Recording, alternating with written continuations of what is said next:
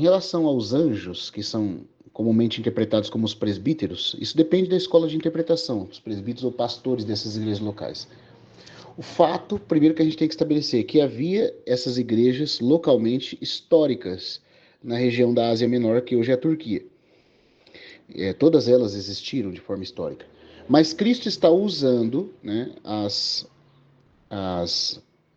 vamos dizer assim, as situações históricas dessas igrejas históricas para pressagiar profecias, já que todo o livro de Apocalipse tem uma natureza profética. Então você pode interpretar profeticamente. E deve ser interpretado assim. Existem interpretações, vou tentar ser o mais breve possível, né, na colocação aqui. Alguns dizem que são os pastores locais, outros falam, aqueles que entendem o aspecto profético de cada uma das 7 igrejas, falam que é o espírito da época de cada uma delas. Por exemplo, o espírito da época, na verdade, assim, evidenciado naqueles irmãos que se destacaram naquele período. Por exemplo, na igreja em Esmirna, que fala do período do sofrimento da igreja do ponto de vista profético, né? Os irmãos que se destacavam eram Inácio, Policarpo e outros que foram aqueles representantes da igreja sofredora, martirizada. Então eles seriam os anjos. O próprio irmão Gini e a Francisco partilha dessa opinião. Já que a palavra anjo aí pode ser mensageiro, porque a tradução da palavra ângelos em grego é mensageiro, né, para o português. Porém,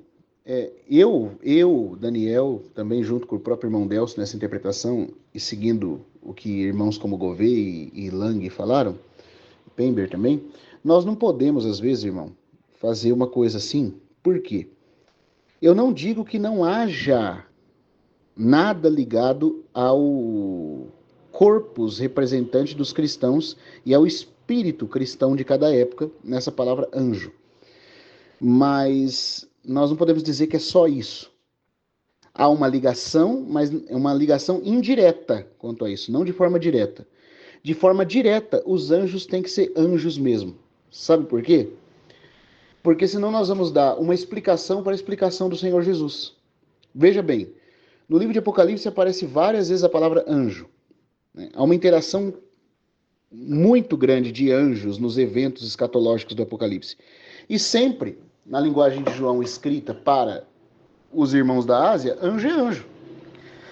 Outro problema é o seguinte, nós não podemos, como eu falei, dar uma interpretação para interpretação. Quando Jesus falou em linguagem simbólica com João, ele estava entre 7 candeeiros segurando 7 estrelas na sua mão direita. Agora, ele explica para João que os candeeiros são as 7 igrejas. Então, vamos lá. Se, né, os candeeiros são as igrejas, eu não posso dizer que as igrejas são tal coisa. As igrejas têm que ser as igrejas. As igrejas têm que estar ligadas à igreja, porque Jesus falou que os candeeiros são a igreja. Eu não posso falar, e a igreja representa tal coisa. Não. A igreja é a igreja. Porque os candeeiros, que é o símbolo, está apontando para o simbolizado, que é a igreja. Se Jesus já deu uma explicação, eu não posso dar uma explicação para a explicação dele. A mesma coisa com relação às estrelas. Quando ele estava falando dos anjos, ele falou que o simbólico são estrelas e o simbolizado é os anjos. Então, o anjo já é a explicação final para o significado da estrela. Eu não posso dar uma explicação para explicação. Entendendo? Isso não é uma boa exegese e é uma audácia explicar o que o Senhor já explicou. Aí surge a segunda questão que eu vou deixar respondido aqui. Né? Mas como é que pode, irmão? Como é que é isso de escrever para anjo? João, um apóstolo, um homem, né, na terra, escrevendo para anjos das igrejas? Como é que é isso? Eu vou falar no próximo áudio. Essa questão de um profeta escrever para anjos, vamos primeiro tocar nesse assunto aqui. Ela não é nova no Apocalipse. A literatura do período intertestamentário, que se faz presente, né, de uma forma expressiva no período de transição do Antigo para o Novo Testamento, naquele período de silêncio dos 400 anos, você tem vários livros chamados de pseudepígrafes ou escritos sapiensais, de sabedoria ou profecia, ou escritos escatológicos que surgem, onde está presente. E entre eles, né, o que se destaca nesse período é o livro de Enoque, que não é do período interbíblico ali, período de transição do Antigo para o Novo Testamento. Ele é mais antigo, mas as cópias que começaram a aparecer e circular com mais preeminência foram, de fato, no tempo do silêncio entre o Antigo e o Novo Testamento. Você lendo Enoque, você vê naquelas epístolas que Enoque escrevia aos anjos, né, ameaçando a eles pelo pecado que haviam cometido, pelo que estavam fazendo na terra. Mas como é que pode uma coisa dessa? Nós temos que entender que o profeta, quando está escrevendo, ele está numa posição estática espiritual. E nessa posição ele interage com o mundo espiritual, inclusive com os anjos. E ele relata as conversas deles com os anjos e como, por exemplo, a conversa deles modificou, né, para o bem ou para o mal, o comportamento desses anjos. Isso não é novo, irmão. Você quer um exemplo? O Enoque fala isso quando, por exemplo, os vigilantes pedem para que ele rogue a Deus por eles, visto que havia um pecado. Você pode ler o livro de Enoque, isso vai aparecer lá, que eles haviam pecado e que agora estão com medo de serem castigados, aprisionados por Deus. Então Enoque faz um rogar, né, uma intercessão por eles, nessa posição arrebatada em espírito, enquanto ele está recebendo a profecia, ele faz isso, e Deus diz que não vai perdoar esses anjos, pelo menos não naquele período, né? E os encerra no Tártaro. E Enoque escreve o conteúdo dessas conversas, diálogos. A mesma coisa você vê acontecer no livro de Daniel. Daniel, quando está recebendo as visões do capítulo 7, do capítulo 8, ele dialoga com os próprios anjos. E no caso, os anjos fazem explicação para ele, né? Porque os anjos que estão ali não têm que ser advertidos. Mas o interessante é essa interação entre o profeta, no estado estático, e o anjo. E que o diálogo do anjo, ou como o anjo foi alterado pelo diálogo com o profeta, é tudo relatado. Isso acontece, porque nesse momento o profeta não está em estado limitado, ele está numa posição onde ele está de igual para igual em espírito com os anjos. De igual para igual, que eu digo, na capacidade sensitiva de se comunicar. Né? Não que ele tenha a mesma glória, o poder dos anjos, não é isso. Isso acontece em Daniel. Outro exemplo onde isso ocorre é no livro de Zacarias, que inclusive tem vários paralelos com a natureza do livro de Apocalipse. Em Zacarias, você vai ver isso no estudo do irmão David Barron, acerca das visões e profecias de Zacarias, tem um precioso comentário dele dizendo isso, né? Você vê em Zacarias, você tem o Senhor Jesus, a segunda pessoa da Trindade, no ofício de anjo do Senhor, né? Não que ele é um anjo criado, mas que ele está no ofício de mensageiro, por isso ele é chamado de anjo, ali numa das suas teofanias, e ele é chamado de Malach Yavé, anjo Yavé. Não é nem anjo de Javé, como traduz a João Ferreira, no hebraico é anjo Javé, né? E você tem ele ali no cavalo vermelho, parado entre as morteiras, e você tem os demais anjos que ele comanda. E aí você tem o diálogo do filho com o pai, do Malach Yavé com Yavé, e a ordem que ele dá aos anjos, e você tem Zacarias interagindo com eles todos. Né? Você tem Zacarias interagindo com eles todos. E assim como em Apocalipse, você tem o Senhor Jesus recebendo uma revelação de Deus Pai, e comunicando a João por meio do seu anjo. A palavra comunicou falou por linguagem simbólica, notificou, o seu servo João falou por meio de símbolos. Assim também em Zacarias você tem a mesma coisa. Você tem o Malach Yavé comandando todas as coisas, o anjo Javé, a segunda pessoa da Trindade, interagindo com o Pai, em nome do Pai realizando todos os feitos de Deus. Mas você tem, por exemplo, um outro anjo no capítulo 1, que já aparece, Zacarias chama de o anjo que falava em mim. A nossa versão João Ferreira fala o anjo que falava a mim, mas no hebraico é o anjo que falava em mim. O que significa falava em mim? Significa que esse anjo era o anjo intérprete. O Malach Yavé recebia de Deus as palavras que deveriam ser comunicadas ao profeta, e havia um anjo subordinado ao Malach Yavé, um anjo de Jesus Cristo, porque o Malach Yavé é Jesus Cristo, em Zacarias. Esse Malach Yavé, o Senhor Jesus, comunicava ao seu anjo que interpretava para Zacarias. E Zacarias usa uma expressão hebraica que é o anjo que falava em mim. O anjo que falava em mim era um anjo enviado por Jesus Cristo, que é o anjo Javé, para comunicar as visões a Zacarias. Igual acontece com João no Apocalipse. O Senhor Jesus recebe a revelação de Deus e por meio do seu anjo comunica a João. E Zacarias, enquanto recebe as revelações do anjo, ele interage com o anjo. No capítulo 3, quando Satanás está à mão direita de Josué para o acusar, tem anjos na assistência que vestem Josué de vestes limpas, e Zacarias fala para um desses anjos, coloquem também um turbante na cabeça dele. Você vê como é que o profeta, no estado estático, ele interage com o mundo espiritual, aconselha e até modifica coisas. Provavelmente se Zacarias não tivesse pedido, não ia ser colocado o turbante. Mas os anjos recebem mensagem dos profetas quando eles estão nesse estado estático de arrebatamento. É a mesma coisa que está acontecendo com João. João está escrevendo ao anjo literal das igrejas.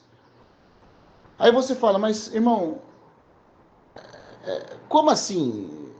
É isso, irmão. Mais do que isso é meio difícil da gente ir. Embora eu vou tentar falar num outro áudio aqui, uma outra questão para fechar o assunto. O próprio irmão Pember fala que qual a relação dos anjos com as igrejas, como que o profeta falando poderia modificar a atitude desse anjo e para poder modificar a estrutura da igreja, tanto no aspecto profético como no aspecto histórico que ela existiu, é uma coisa que nós perdemos os meios de saber, ou o Senhor ainda vai revelar. Né? Nem o Pember julgava ter a ideia. Ele falou, olha, é melhor a gente ficar por aqui, que é muita coisa para nossa capacidade agora de avaliar. Pode ser que mais para frente o Senhor vai dar luz acerca disso. Assim como deu luz acerca de muitas verdades que estavam na palavra e que em tempos passados os outros servos de Deus não sabiam. Então a gente pode esperar que talvez o Senhor esclareça isso mais para frente. Né? Dentro da própria palavra, pode ser que a chave está na palavra e ele não esclareceu. Agora, eu, humildemente, porque não sou maior que o Pember de jeito nenhum, não estou nem na unha desse irmão, mas eu vou dar um meu pitaquinho aqui, tá? Pedindo misericórdia do Senhor. Eu penso o seguinte, assim como anjos no Antigo Testamento influenciavam a cultura de nações, você pode ver pelo Principado da Pérsia, o Principado da Grécia, Miguel como Principado de Israel, quando a realidade espiritual desse arcanjo era modificada, a realidade espiritual mudava na Terra. Eu penso que João está escrevendo para o anjo, estando numa posição estática, podendo interagir com os anjos, como acontece com Zacarias, com Enoque, né? E como acontece com Daniel. João também está fazendo a mesma coisa, porque lembra que na primeira explicação esses anjos são os irmãos de destaque que representam o espírito da igreja num determinado período? Então, mas da onde que vem, irmão? Deixa eu ver se eu coloco isso aqui com calma. Existe sim um tipo de espírito próprio da igreja em cada período. Por exemplo, o espírito que eu digo aqui é como aquele Zeitgeist que fala em alemão. É aquele conjunto de fatores que determinam a substância, a natureza da vivência daquela igreja. Existe isso é uma verdade. É claro. Um é o tipo de natureza da igreja em Esmirna. Natureza de expressão, de desafio do seu próprio tempo, de como ela se move. Outro é o de Pérgamo. Né? Mas da onde que vem a realidade espiritual que essa igreja carrega? Muito provavelmente, assim como os anjos influenciavam o estado de espíritos de impérios e civilizações, os anjos das igrejas influenciam os períodos das igrejas. Você está entendendo? Porque os anjos estão encarregados de cuidarem da igreja, interagirem com ela e transmitirem realidade espiritual. Porque nesse sentido eles ministram aos herdeiros da salvação. Então, eu penso que quando o Senhor está escrevendo para o anjo, ele está querendo falar para João dizer para o anjo, daquele período, como esse anjo deve se comportar para o bem da igreja naquele período. Mas é claro que indiretamente isso vai afetar os próprios irmãos daquele período da igreja, ou daquela igreja histórica, que são influenciados por esse anjo. Porque assim como, veja só, e o livro de Daniel mostra isso com muita clareza, assim como anjos influenciam impérios e nações, anjos principados, eles que influenciam a cultura, né? Assim também a própria cultura pode influenciá-los. A prova disso é que o principado da Pérsia não podia ser vencido fácil por Gabriel sozinho. Daniel orou, e Daniel era um homem na terra. Mas a oração de Daniel na terra modificou a realidade celestial, fazendo com que Deus enviasse Miguel para ajudar Gabriel e desbaratasse o principado da Pérsia, modificando a realidade celestial, que fez uma modificação na terra. Você está entendendo? Então eu penso que quando o Senhor está falando para João advertir o profeta num nível, aliás, falando para João, advertir os anjos num nível espiritual estático, é para que esse anjo seja advertido e mude. Mas se o anjo não mudar, se a igreja que é presidida por aquele anjo fica sabendo disso, a igreja pode receber advertência e pode orar para que a advertência do Senhor produza a mudança no anjo e modifique a realidade espiritual que o anjo está exercendo. Você está entendendo? Porque é interessante que a coisa é tão assim que quando o Senhor está falando com as igrejas, ele tá falando com a igreja. Mas antes de falar com a igreja, ele fala com o anjo. Não é? Você pode ver que ele começa falando, o anjo da igreja tal. Aí de repente ele fala assim, quem tem ouvidos, ouça o que o Espírito diz às igrejas. Espera aí, o senhor está falando com o anjo ou com as igrejas? Está falando com os dois. E como que funciona isso? Ele começa falando com o anjo, ele começa na realidade espiritual que está sobre aquela igreja. Mas ele sabe que se o anjo não for ouvir a repreensão ou correção do profeta, e o profeta pode corrigir e repreender anjos, é o que a gente falou nos áudios aí acima, a igreja que vai receber essa carta, ela pode, por meio da oração, liberar, né, cooperar com o poder de Deus, para que Deus intervenha e modifique, com base na intercessão, a realidade daquele presidir daquele anjo. Que foi o que Daniel fez. A realidade espiritual da presidência do anjo, do presidir de um anjo, era uma coisa. Gabriel tendo dificuldade com o principado da Pérsia. Daniel, ao ficar sabendo pela revelação, orou, e a oração de Daniel moveu o braço de Deus para que Deus modificasse a realidade espiritual, e a realidade espiritual sendo modificada, tirando o principado da Pérsia, modificasse a realidade na terra. Então a epístola, na verdade, Apocalipse é dupla. Certo? Desculpa aqui os meus pitacos, tá, irmão?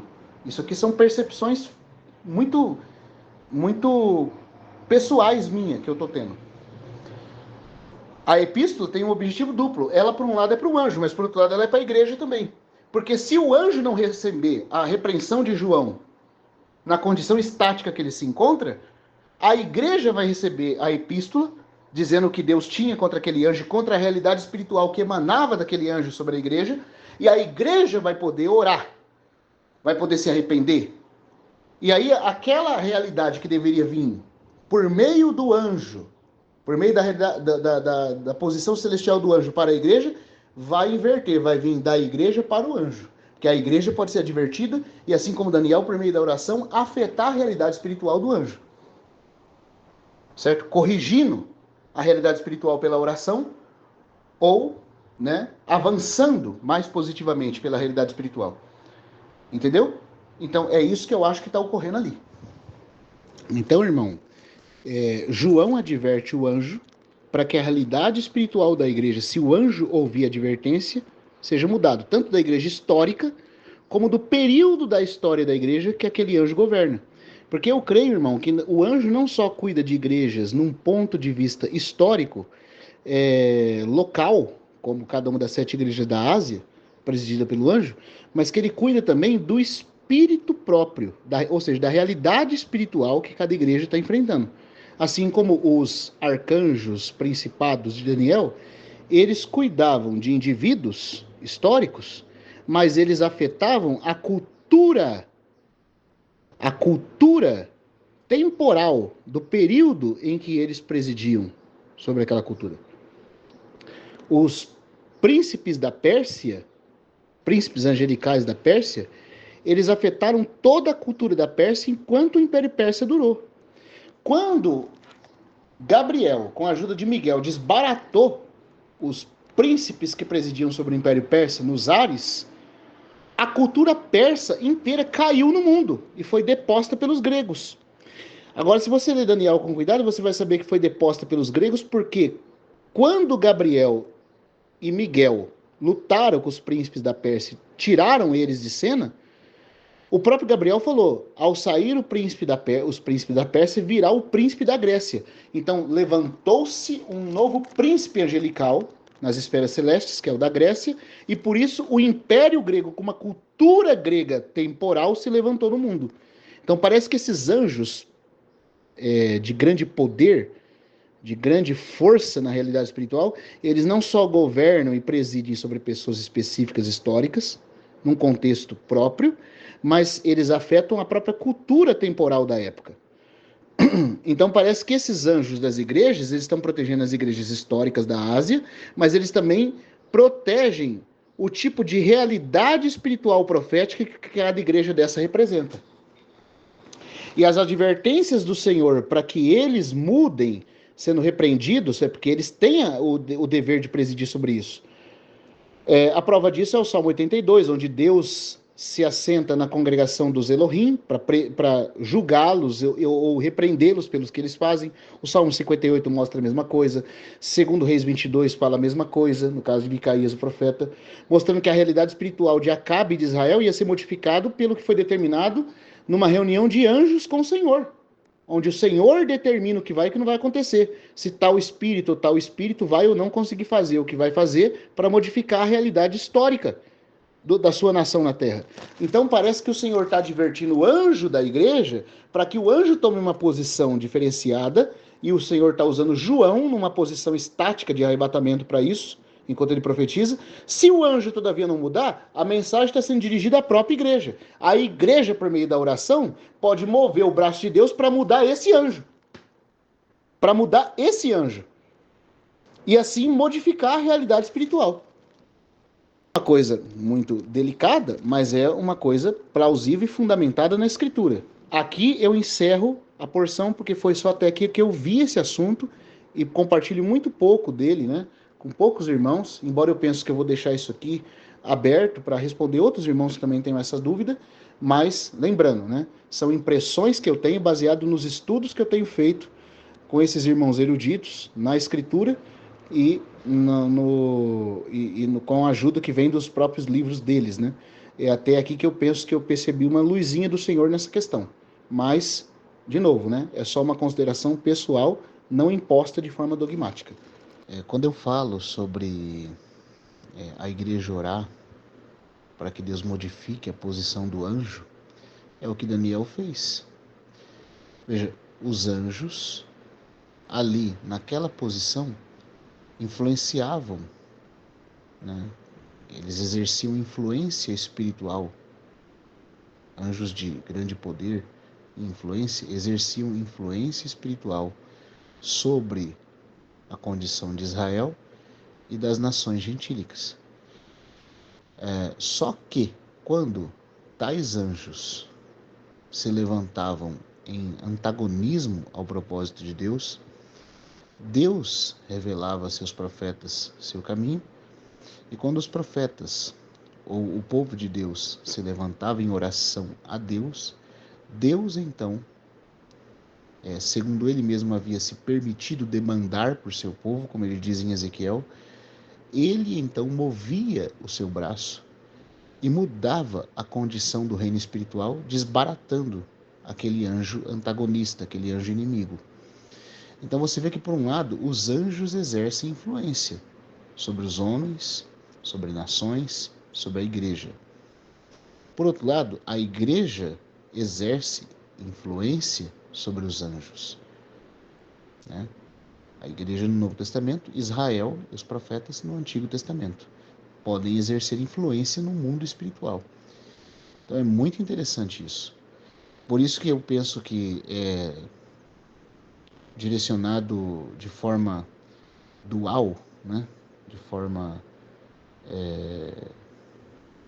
dupla, a mensagem do Senhor às epístolas, as epístolas do Senhor às 7 igrejas, por um lado falando ao anjo, mas por outro lado falando aquilo à igreja, porque a igreja, por um lado, está refletindo a condição que a influência daquele anjo põe sobre ela. Por outro lado, a igreja orando a Deus pode modificar a influência, fazendo com que Deus retire o anjo da posição que ele ocupa. E nesse sentido, a igreja batalha contra principados e potestades, alterando as realidades celestes e a influência espiritual sobre ela e sobre o mundo, né? Assim como Paulo diz em Efésios. E assim também ela ensina a sabedoria de Deus aos anjos nos lugares celestes, ou ela modifica, né, a posição que esse anjo ocupa, por ele não ter exercido com eficiência a sua responsabilidade diante de Deus. Então, por um lado, o Senhor fala para o anjo para que ele exerça uma benévola influência, né, sobre a igreja. Por outro lado, ele fala às igrejas para que a igreja, que tem acesso direto ao Senhor, como único mediador, possa exercer, pelo poder da oração, influência sobre os anjos, né? Então, isso é muito, muito forte, muito profundo, mas é uma verdade. Só um outro ponto que eu queria colocar aqui é que, de maneira nenhuma, isso quer dizer que a igreja precisa da mediação de anjos para ir a Deus. O único mediador nosso até Deus é o Senhor Jesus Cristo. E nós não somos chamados a contatar anjos. Mas nós devemos saber que todo tipo de condição em que a igreja ou os homens se encontrem é devido a influências de poderes angélicos. Então nós podemos, baseado na única mediação do Senhor Jesus, orarmos a Deus para que Deus reverta a posição dos poderes angélicos antagônicos a ele e fortaleça os poderes angélicos a favor dele. Porque a igreja tem poder para fazer modificações do reino celeste com base na oração, fazendo com que Deus fortaleça os anjos que o servem e desbarate os exércitos que são contrários a Deus. Isso a igreja tem como fazer, mas ela faz única e exclusivamente pela mediação do Senhor Jesus. E ela contata direto ao Senhor para fazer isso. Ela não tem nenhuma obrigação, eu não estou querendo ensinar aqui nenhum tipo de portal angelical ou ponte angelical, como a Cabalá faz, né, como os gnósticos fazem com os vários eons, né, que eles deduzem que exista, sendo guardado cada um por um anjo elevado, um espírito de luz elevado, nada disso, né? Eu penso que esses extremos é sempre a corrupção de Satanás nessa história. Mas a gente não pode ignorar, né, que de fato Deus se serve dos anjos, porque Hebreus fala que ele se serve. E que há uma interação entre os anjos e a igreja. Isso aí a Bíblia deixa muito claro.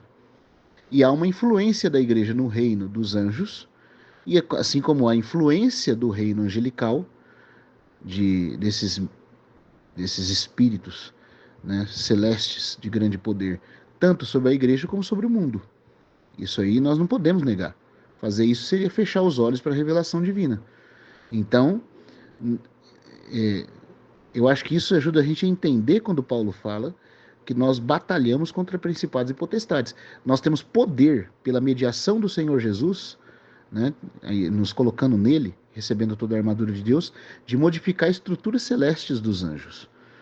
Ao mesmo tempo, temos o privilégio, né, e a vantagem de, por meio, sim, da nossa posição em Cristo, fazer com que Deus mova-se a ponto de fortalecer suas hostes celestes a nosso favor e de desbaratar hostes contrárias a Deus. Isso é fato. Então, se a realidade celestial está prejudicada e exercendo uma influência péssima sobre a igreja também se torna participante da revelação acerca do conteúdo daquelas cartas, e ela pode orar para que Deus, né, modifique a realidade espiritual que vem por meio da influência que esses anjos guardiões exercem sobre a igreja. Ela tem pleno poder de fazer isso em oração, né, e assim modificar as coisas. Se ela não faz, se ela é cega quanto a isso, se ela ignora essas coisas, então a condição espiritual destes anjos vai continuar prejudicando, porque ela não vai saber nem o que é batalhar contra esses principados e potestades e nem o que é cooperar com Deus e seus anjos no estabelecimento do seu reino nessa terra. Então é isso, tá? E lembrando que existe uma posição muito bem sustentada pelo irmão George Henry Lang no seu livro Apocalipse, a Revelação de Jesus Cristo, onde ele fala dos erros extremos, porque os erros sempre provêm dos movimentos pendulares extremos, né? Ou diz que tudo sobre anjo não serve para nada, e isso é a falha da igreja protestante, porque ela diz assim, já que só Jesus é o Salvador, então não precisa saber nada sobre os anjos, sobre o reino espiritual, sobre o governo de Deus. Isso é um erro, porque o livro de Apocalipse que mais revela Cristo, revela também interações profundas e complexas de anjos nessa realidade espiritual. E nós temos que saber sobre isso.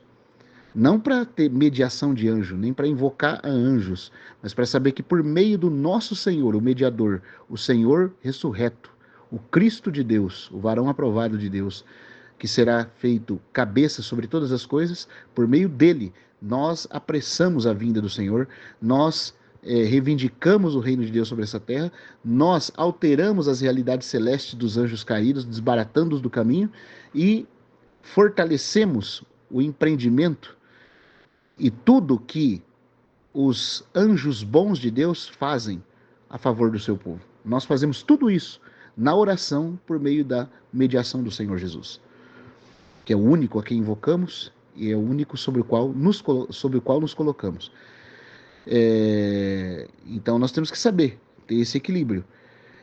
E não fazer como a igreja protestante em geral, que diz que não precisa de nada disso, não precisa conhecer nada disso, e perde a beleza da coisa.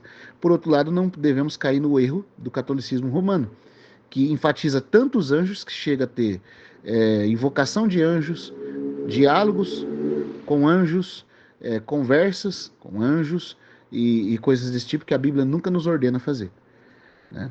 Se um anjo aparecer, como ele pode, a mandado de Deus, nós somos convocados por João a testar o Espírito para saber se é de Deus ou não, por meio do teste de 1 João, e então dialogar com qualquer aparição suposta dessa, né, que venha a acontecer, apenas dentro dos termos estabelecidos pela palavra de Deus e depois de ter feito o teste apostólico ordenado, né? Não somos chamados a invocar anjos nem querer falar com anjos. Se Deus quisesse servir deles é uma coisa. Agora, nós querermos vê-los e invocá-los é outra história. Nossa única invocação, mediação e comunhão é com o próprio Senhor Jesus. Mas nós podemos pedir ao Senhor que o Senhor interfira a respeito deles. Então eu acho que essas questões são importantes e eu já encerro por aqui as colocações que eu queria fazer. Eu recomendo demais essa obra do irmão George Henry Lang, Apocalipse e a Revelação de Jesus Cristo, quando ele comenta o capítulo 4, capítulo 5 e também os capítulos sobre os 7 selos. Ele fala muito sobre essa interação do governo angelical no mundo espiritual e põe essa posição equilibrada, né? De saber que essas coisas existem, mas saber como lidar com isso à luz da centralidade de Cristo, né, presidindo como cabeça sobre todas as coisas, sem o desequilíbrio tanto protestante quanto católico romano, de desprezar os governos celestiais totalmente e assim perder parte da riqueza que isso pode nos dar, ou de ir para o outro extremo do catolicismo, de até se apegar a anjos, com invocações ou tentar estabelecer contatos, que é o que a Bíblia não nos manda fazer, né? Então, eu acho que esse áudio completa esse assunto e serve de ajuda em toda essa questão, tá bom? É isso. Um abraço, irmãos. Por aqui eu encerro. É isso.